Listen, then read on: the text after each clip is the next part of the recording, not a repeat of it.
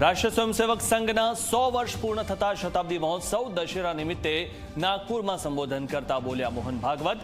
કહ્યું, પહેલગામ હુમલા સમયે મિત્ર અને દુશ્મનની થઈ સાચી ઓળખ. દેશની સુરક્ષા માટે સમર્થ અને સતર્ક રહેવું જરૂરી.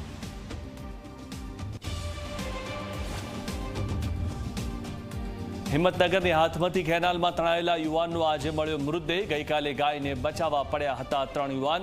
2 યુવાનને બચાવવામાં મળી હતી સફળતા. 1 યુવાન પાણીમાં તણાયો હતો.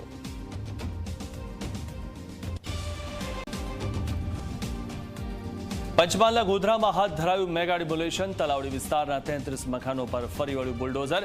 ચુસ્ત પોલીસ બંદોબસ્ત સાથે સંવેદનશીલ વિસ્તારમાં એક્શન.